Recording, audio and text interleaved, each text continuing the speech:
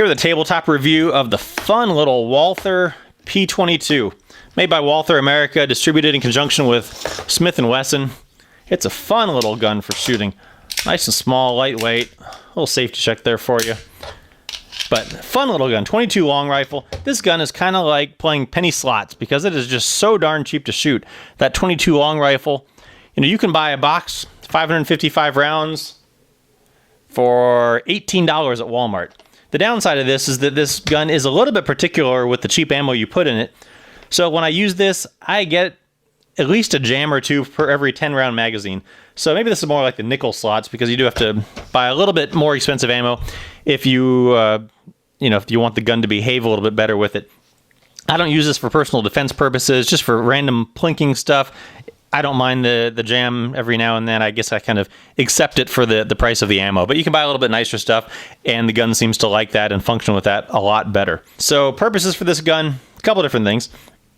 Plinking it, it's a fun little gun to just take out and shoot at things. It's nice and lightweight, very fun, easy to do that with. It's great for learning and teaching.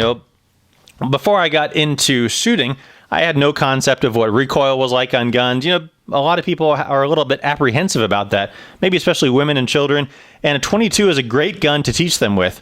We first started with a Ruger Mark III, which is a little bit bigger, and the recoil on that is almost non-existent. But there were some people in the class that had a little bit smaller hands, some of the women, and there were actually even some 13-year-olds, and they used this gun, and it's just a great gun for them. My mom used this gun. She has small hands, and it fits very well in her hand. She actually enjoys shooting it to a degree. So it's great as a teaching aid, that sort of thing, teaching people to, basic gun safety, loading, unloading, that sort of thing. And again, you can do it pretty cheaply. As far as carrying this for self-defense purposes, 22 is obviously not that powerful, but with accurate shot placement, I have seen a 22 kill a police officer wearing a vest. So with shot placement, you could use this for self-defense purposes. Not as ideal as, some of the bigger calibers, but if this is what you can carry, if this is what you can fit in your system and you can handle the recoil and firing, then by all means, take it along with you. You could also make the argument, I suppose, that if you're going to be in a real gunfight, that you should bring a real gun.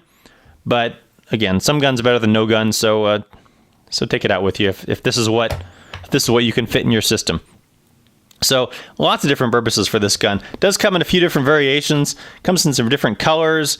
Oh, there's an OD color. I think there's a tan handle color. You can get some longer barrel lengths. This is the 3.4 inch barrel. You can get some suppressors for it. So lots of options. Lots of accessories for it. It has an accessory rail up here if you want to put a light or a laser on it if you're so inclined. So nice there.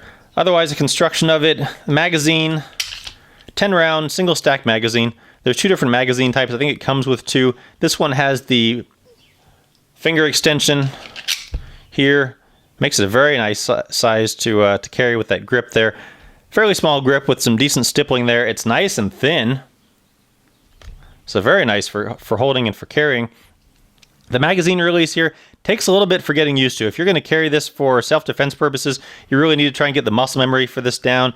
I don't think it's as simple or as intuitive as a lot of the other guns that have the thumb release here. This one comes down just a little bit there. The magazine comes out.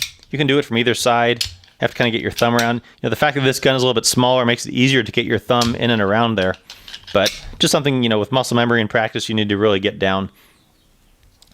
It's a polymer frame down here, steel up here, slide release, takedown lever. The takedown on this is not that simple. Well, the takedown is not bad. It's the reassembly that's kind of challenging, so I'm not going to go into that. But basically, you pull this down, and then you take the slide off, and getting it reassembled is a little bit of a challenge, so I'm not going to go through that here. There's some other YouTube videos that go through that pretty well, so check those out. There's a safety back here. A little bit hard to get up to here with your thumb, but not too bad. It's a small gun. For self-defense purposes, I would not want to carry this with the safety on because, gosh, I cannot get that thing. I cannot get the safety off on that with my thumb. So, I don't know, maybe if you oiled it, it wouldn't be as bad, but I can activate the safety just fine with my thumb. Getting it off, that's just a challenge. So be wary of that if you're going to carry it for self-defense purposes with the safety on. Really practice with that. Sights. Sights are adjustable for windage, but not for elevation. One of the things with the sights here is that there's a lot of space in there that you can see. A lot of side to side there. You know, this gun has a pretty short sight radius, so you're going to need to be careful with that sort of thing as far as accuracy goes. You know, if they had a larger front sight, that would help out with that. So just obviously be careful with that. But not bad again for this size gun with the adjustable sights. The trigger is a double action, single action trigger. So the first pull, decently heavy, 11-pound double action pull. Then resets, nice reset right there. The second, the single action trigger is nice light, short pull, 4 pounds. It will not fire without a magazine. Something to be aware of. So one of the other things that this gun has is a poor excuse for a loaded chamber indicator, and that is this hole right here. And basically you're supposed to be able to look into there, tell that there's a round in the chamber, but in practicality it just is pretty much worthless. And let me demonstrate. The magazine, by the way, is very easy to load. Put a single round in there. Now let me zoom in.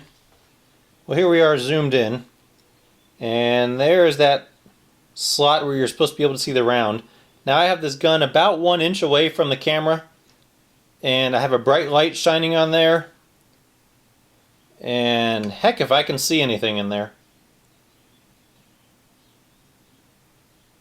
So, you know, imagine being somewhere in the dark or kind of a dark-ish range. As far as the loaded chamber indicator goes, one more try with a flashlight. There you can almost see that little bit of the shell casing in there. And that's all you get. So, as far as the loaded chamber indicator goes, it's a nice idea, but very poor execution. So, but it's, you know, a fun little gun to fire. Nice and lightweight, especially after you get past that first pull. That 4-pound trigger pull is very nice and light. The recoil on this is darn near non-existent. It does come with a couple options for some back straps here. The back strap, it's not that easy to get out. You basically have to push this pin out here and take this back strap off. You can put the larger one in there. Some other guns have much easier ways to get the back strap out. It does come with some tools here for manipulating a lot of that stuff. And comes with a nice little case. So there you go. The Walther P-22, it's a fun little gun. Check one out.